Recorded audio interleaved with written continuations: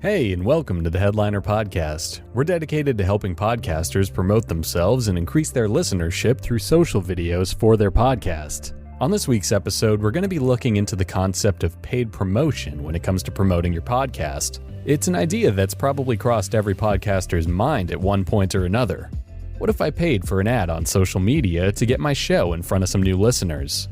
Well, today we're going to find out where you might want to do that, what you can do to get the most out of paying to promote your show, and if paid promotion is the best way to invest in a podcast. But first, let's talk about Headliner itself.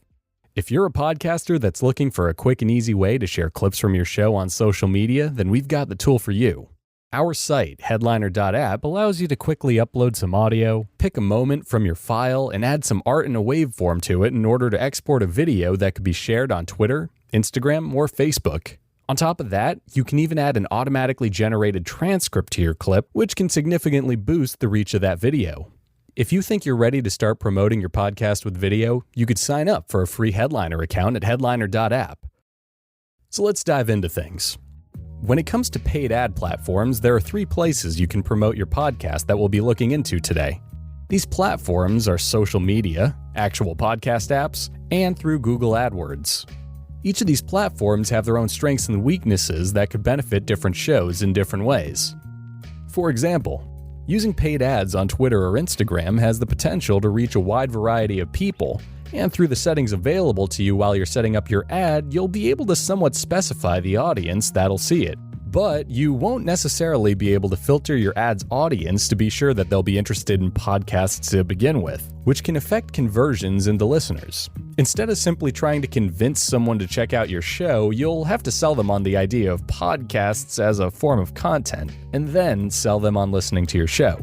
Another factor that could impact how effective your ad is at pulling in new listeners is whether or not the social media app you choose to promote on fits your show itself. For example, if you have a podcast that's tailored towards business and entrepreneurship, you may find that posts fare a bit better on LinkedIn than they would on Instagram. That's not to say that Instagram is worse than LinkedIn, though. It just means that your show's audience is a bit more prominent or active on a different platform.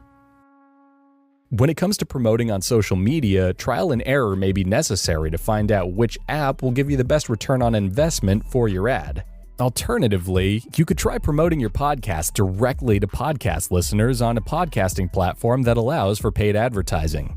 By promoting on a site like Listen Notes or on a podcast app like Overcast, you'll be showing your show to a guaranteed audience of podcast listeners. This solves the problem mentioned earlier of advertising to people who may not be interested in podcasting itself. And because you're promoting on apps tailored to podcasting specifically, you'll also be able to specify the genre of your podcast, which will help you with targeting a new audience.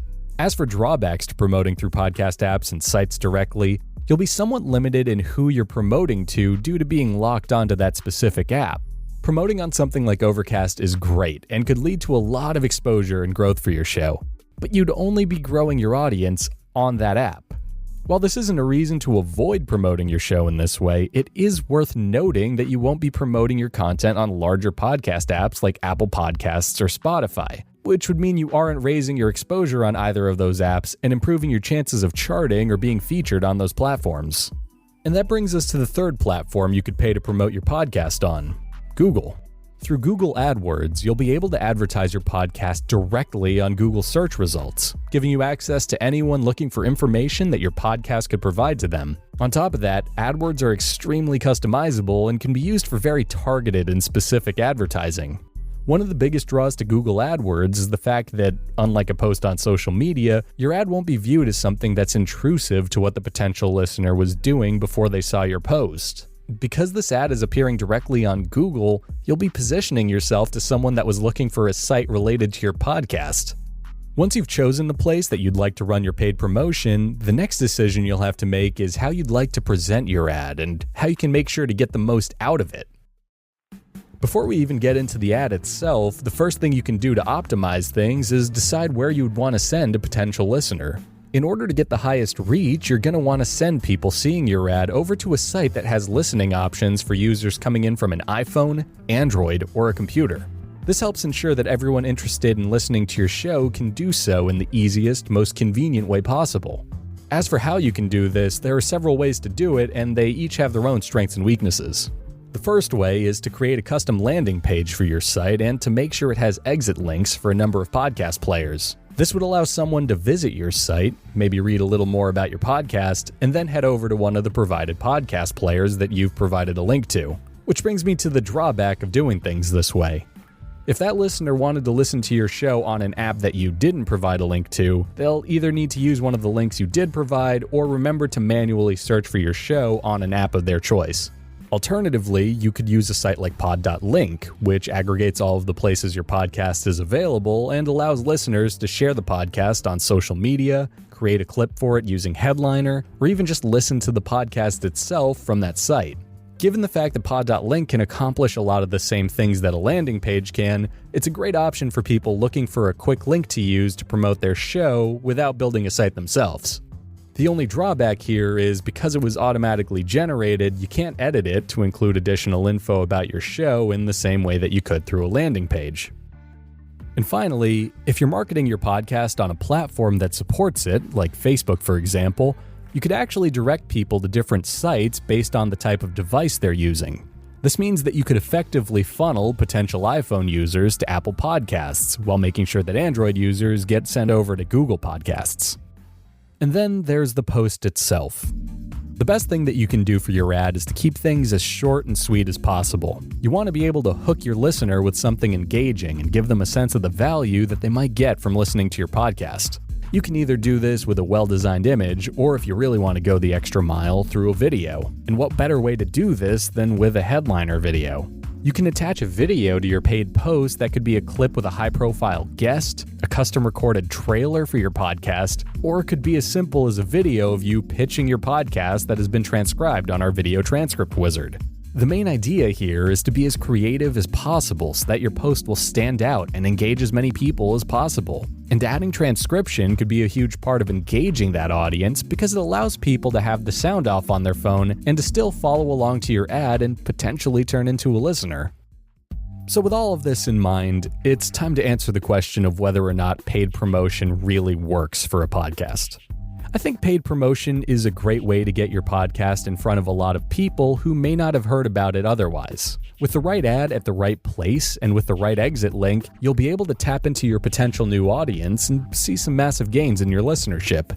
And the easier you make it for people to find your show from an ad, as well as the clearer and more legible you make that ad, the better it'll perform. But paid promotions aren't the only way to promote a podcast, nor is it a one-size-fits-all solution. While it can definitely help get your show out there, you're still going to have to rely on podcasting's old standbys for promoting your audio. Networking with other podcasters, maintaining a healthy and content-rich social media presence, and continually tailoring your content to be as relevant as it could possibly be. Paid promotions are, if anything, a great supplement to promoting your podcast the old-fashioned way, assuming you can afford to and are comfortable with spending money on finding an audience. Personally, I think podcasts that are just starting out would be better suited investing in a couple of decent microphones, a pop filter, or some soundproofing.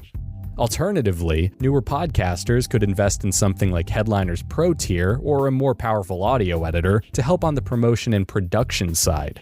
Ultimately, whatever helps make your show better is going to help improve the performance of your show, so paying to promote your show should be viewed as more of a cherry on top of things as opposed to the entirety of your strategy. And with that said, that brings us to the end of this week's Headliner podcast. If you're curious at all for more ways to help improve your podcast, we've been sure to include links to all of our sources used on this week's episode in our show notes, as well as in this episode's supplementary blog post, which can be read at headliner.app/blog. And if you're curious to learn more about Headliner itself or what's going on in the world of Headliner and Audiograms, you could do so by signing up for our weekly newsletter. You could sign up for that at headliner.app/newsletter. I hope you guys got some value out of this episode of the Headliner podcast, and I hope you have a great day.